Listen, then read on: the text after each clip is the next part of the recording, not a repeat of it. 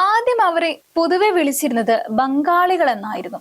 സംഭവം ബീഹാറിൽ നിന്നും ഒറീസയിൽ നിന്നും അസാമിൽ നിന്നുമെല്ലാം തൊഴില് തേടി വരുന്നവരാണ്.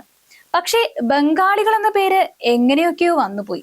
ആദ്യകാലത്ത് എണ്ണത്തിൽ വളരെ കുറവായിരുന്നു അവരെങ്കിലും പിന്നീട് പെരുമ്പാവൂർ കേന്ദ്രീകരിച്ചുള്ള പ്ലൈവുഡ് വ്യവസായത്തിലേക്കുള്ള കുത്തൊഴുക്കാണ് സംസ്ഥാനമാകെ ഇവരെ നിറച്ചത്.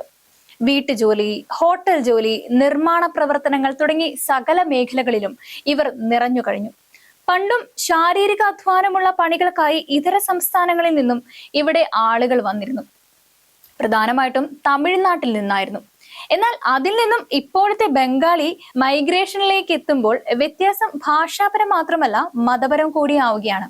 അതെ, നമ്മൾ മനഃപൂർവ്വം പറയാൻ പോലും ഭയക്കുന്ന ഒരു യാഥാർത്ഥ്യത്തിന്റെ അലയൊഴികളാണ് ഇന്നലെ വന്ന ഒരു വാർത്തയും. തമിഴ്നാട്ടിലെ തിരുപ്പൂരിൽ നിന്നും 6 പേരെയും പശ്ചിമ ബംഗാളിൽ നിന്ന് 2 പേരെയും ഇന്നലെ അറസ്റ്റ് ചെയ്തത് ഡൽഹി പോലീസിന് കൈമാറി എന്ന വാർത്ത നിങ്ങൾ കണ്ടു കാണുമായിരിക്കും അല്ലെ. പാകിസ്ഥാൻ ചാര സംഘടനയായ SIയുമായും ഭീകരവാദ സംഘടനയായ ലഷ്കർ ഇ തൊയ്ബയുമായും ബന്ധമുണ്ടെന്നതാണ് സംശയിക്കുന്നത്. തിരുപ്പൂരിൽ ഒരു വസ്ത്ര നിർമ്മാണശാലയിൽ ജോലി ചെയ്യുകയായിരുന്നു ഈ 6 പേരും. ഇന്ത്യയിൽ ഭീകരാക്രമണത്തിന് ഇവർ പദ്ധതിയിട്ടിരുന്നു എന്നും പോലീസ് പറയുന്നു. ഇതിലൊരാൾ ബംഗ്ലാദേശ് പൗരനാണെന്നും വ്യക്തമാക്കിയിട്ടുണ്ട്. ബംഗ്ലാദേശിലെ ഭീകര സംഘടനകളുമായിട്ടും ഇവർക്ക് ബന്ധമുണ്ട് എന്നാണ് പറയുന്നത്. ധാരാളം മൊബൈൽ സിമ്മുകളും വ്യാജ തിരിച്ചറിയൽ കാർഡുകളും ഇവരുടെ കയ്യിൽ നിന്നും പിടിച്ചെടുത്തിട്ടുമുണ്ട്. നമ്മുടെ നാട്ടിലും ഇത്തരം ആളുകൾ ഉണ്ടോ എന്നത് സംബന്ധിച്ച് ആശങ്കകൾ ഏറുകയാണ്. കാരണം എന്തെന്ന് പറഞ്ഞാൽ അന്യസംസ്ഥാന തൊഴിലാളികളെന്നും പിന്നീട് അതിഥി തൊഴിലാളികളും എന്ന് വിശേഷിപ്പിച്ച് സർക്കാർ കൂടെ നിർത്തി ഏറ്റവും ഒടുവിൽ സ്വന്തം ജാതിക്ക് വരെ മുദ്രാവാക്യം വിളിക്കുകയും അഭിവാദ്യം ചെയ്യുകയും ചെയ്തവരിൽ എത്ര പേരുടെ വിശദാംശങ്ങൾ സർക്കാരിന്റെ കയ്യിലുണ്ട്? നമ്മുടെ നാട്ടിലെ ക്രിമിനൽ കേസുകളിൽ ഇവരുടെ എണ്ണം വളരെയധികം കൂടിയിട്ടുമുണ്ട്. ഇതില് ഏറ്റവും ശ്രദ്ധിക്കേണ്ട കാര്യം എന്തെന്നാൽ കേരളത്തിൽ വരുന്ന പശ്ചിമ ബംഗാളിൽ നിന്നുള്ളവരിൽ ബഹുഭൂരിപക്ഷവും മുസ്ലിംകളാണ് എന്നുള്ളതാണ്. പല ക്രിമിനൽ കേസുകളിലും ഉൾപ്പെടുന്നവരുടെ പേരുകൾ നോക്കിയാൽ അക്കാര്യം നമുക്ക് വ്യക്തമാകുന്നുണ്ട്. ഇത്തരക്കാർ കൂടുതലും വരുന്നത് ബംഗ്ലാദേശിൽ നിന്നാണെന്ന ആരോപണം പണ്ടേ നിലനിൽക്കുന്നതുമുണ്ട്. അവിടെ വ്യാജ തിരിച്ചറിയൽ കാർഡുകൾ നൽകി ഇങ്ങോട്ട് കയറ്റി അയക്കുന്ന ഏജന്റുമാർ വരെയുണ്ടെന്നാണ് പറയപ്പെടുന്നത്. എന്തൊക്കെ തന്നെയാണെങ്കിലും ഇങ്ങനെ ഇവിടെ വന്നവരുടെ കൃത്യമായിട്ടുള്ള ലിസ്റ്റോ വിശദാംശങ്ങളോ ഇല്ലാത്തത് യഥാർത്ഥത്തില് തൊഴിൽ തേടി എത്തുന്നവരെ കൂടി സംശയത്തിന്റെ നിഴലിലാക്കുകയാണ്. അതിനിടയിലാണ് ഇത്തരം ഭീകരവാദ പ്രചാരകരും ഇത്തരക്കാരുടെ കൂട്ടത്തിൽ നുഴഞ്ഞു കയറിയിരിക്കുന്നത്. അടുത്തിടെ നടന്ന ബംഗ്ലാദേശ് തിരഞ്ഞെടുപ്പിൽ ഒരു കാര്യം നിങ്ങൾ ശ്രദ്ധിച്ചിട്ടുണ്ടായിരിക്കും അല്ലെ.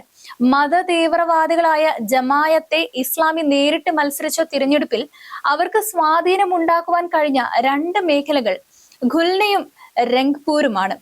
രണ്ടും ഇന്ത്യയുടെയും പശ്ചിമ ബംഗാളുമായി അതിർത്തി പങ്കിടുന്ന പ്രദേശങ്ങളാണ്. ഇത് നമ്മളെ വളരെയധികം ഭയപ്പെടുത്തേണ്ട സംഗതി തന്നെയാണ്. കാരണം എന്തെന്നാല് മത തീവ്രവാദത്തിന്റെ വളക്കൂറുള്ള മണ്ണായ ഇവിടെയാണ് ബംഗ്ലാദേശിലെ ഇസ്ലാം തീവ്രവാദ സംഘടനകൾക്കും സ്വാധീനമുള്ളത്. അതുകൊണ്ട് തന്നെ അവർക്ക് ഇന്ത്യയിലേക്ക് നുഴഞ്ഞു കയറുവാൻ വളരെ എളുപ്പമാണ്. പ്രത്യേകിച്ചും അങ്ങനെ വരുന്ന മുസ്ലിം വിശ്വാസികളോട് സർക്കാർ വളരെ വലിയ മമത കാണിക്കുന്ന സാഹചര്യവുമുണ്ട്.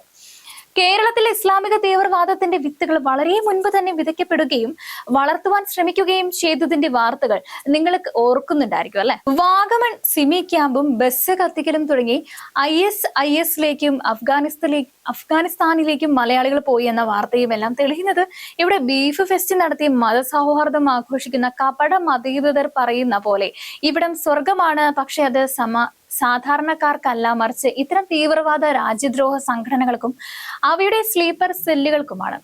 ഇപ്പോൾ അറസ്റ്റ് ചെയ്യപ്പെട്ടവരുടെ നേതാവായിട്ടുള്ള ഷബീർ അഹമ്മദ് ഇപ്പോൾ ബംഗ്ലാദേശിലാണെന്നും ഇയാൾ ലഷ്കർ ഇ തൊയ്ബ നേതാവായിട്ടുള്ള ഹഫീസ് സയീദുമായിട്ട് നേരിട്ട് ബന്ധമുള്ളയാളാണെന്നും ഡൽഹി പോലീസ് പറയുന്നുണ്ട്. ഡൽഹി പോലീസിന്റെ ക്യൂ ബ്രാഞ്ചാണ് ഇവരെ അറസ്റ്റ് ചെയ്തത്. ഇതോടൊപ്പം തന്നെ താരതമ്യേന ചെറിയ പ്രൊഫൈൽ ജീവിതം നയിച്ചുകൊണ്ട് രാജ്യത്തിന്റെ നിരവധി മേഖലകളിൽ ഇവർ സ്ഫോടനങ്ങൾ പ്ലാൻ ചെയ്തിരുന്നു എന്ന വിവരവും പുറത്തു വരികയാണ്. വസ്ത്ര നിർമ്മാണ കേന്ദ്രമായിട്ടുള്ള തിരുപ്പൂരിൽ ഇവർ കയറി പറ്റിയിട്ടുണ്ട് എങ്കിൽ അതിനേക്കാൾ 10 മടങ്ങ് ആളുകളുള്ള പെരുമ്പാവൂരിൽ ഇതിനേക്കാൾ എളുപ്പത്തിൽ ഇവർക്ക് കഴിയാനാവുമെന്നതിൽ ഒരു സംശയവുമില്ല. ഇസ്ലാം തീവ്രവാദത്തിന്റെ ഇത്തരം നടുക്കുന്ന യാഥാർത്ഥ്യങ്ങൾ സമൂഹത്തിൽ ചർച്ചയാക്കുന്നു എന്നതാണ് കേരള സ്റ്റോറി പോലുള്ള സിനിമകളെ എതിർക്കുവാൻ ഇടതുപക്ഷക്കാരെ പ്രേരിപ്പിക്കുന്നത്. സിനിമ മുന്നോട്ട് വയ്ക്കുന്ന വിഷയങ്ങളുടെ ഗൗരവം മനസ്സിലാക്കിക്കൊണ്ട് പ്രതികരിക്കുന്നതിന് പകരം ഇവിടെ ഇതൊന്നും നടപ്പില്ല എന്ന് പറഞ്ഞ് ബീഫ് ഫെസ്റ്റ് നടത്തി പ്രതിഷേധ ആഘോഷങ്ങൾ നടത്തുമ്പോൾ അതിനിടയിൽ നിങ്ങൾ വെച്ച് വിളമ്പുന്ന ബീഫ് റോസ്റ്റ് കഴിച്ചുകൊണ്ട് അടുത്ത സ്ഫോടനത്തിനുള്ള ക്രമീകരണങ്ങൾ ഒരുക്കുന്നവരും ഉണ്ടായിരിക്കും. അതുകൊണ്ട് തന്നെ എപ്പോഴും മുഖ്യമന്ത്രി പറയുന്ന ഒരു വാചകമുണ്ടല്ലോ, ഭയം വേണ്ട, ജാഗ്രത മതിയെന്ന്. അത് കോവിഡിനെ കുറിച്ചാണ് അദ്ദേഹം പറഞ്ഞത്. എന്നാൽ തിരുപ്പൂർ വാർത്തയുടെ പശ്ചാത്തലത്തിൽ ഇന്ത്യയെ ലക്ഷ്യമിടുന്ന ഇസ്ലാമിക ഭീകരവാദികളുടെ കാര്യത്തിൽ അദ്ദേഹത്തിന്റെ വാക്കുകളെ ഒന്ന് തിരുത്തി പറയട്ടെ. ഭയം വേണം, ഒപ്പം ജാഗ്രതയും. കാരണം അവർ നമുക്കിടയിൽ തന്നെയുണ്ട്, വേഷപ്രച്ഛന്നരായി. അതിർത്തികളിലെ പട്ടാളക്കാരുടെ രൂപത്തിലല്ല, ഒരുപക്ഷെ നമ്മൾ ഉടുക്കുന്ന വസ്ത്രം നിർമ്മിക്കുന്ന തൊഴിലാളികളുടെ രൂപത്തിൽ. നമ്മുടെ വീടുകൾക്കും സ്ഥാപനങ്ങൾക്കും കാവൽ നിൽക്കുന്ന സെക്യൂരിറ്റി ഗാർഡുകളുടെ രൂപത്തിൽ. നമ്മൾ കഴിക്കുന്ന ഭക്ഷണം പാകം ചെയ്യുന്ന ഹോട്ടൽ തൊഴിലാളികളുടെ രൂപത്തിൽ. അതെ, ജാഗ്രത മാത്രം പോരാ, ഭയവും വേണ്ടിയിരിക്കുന്നു.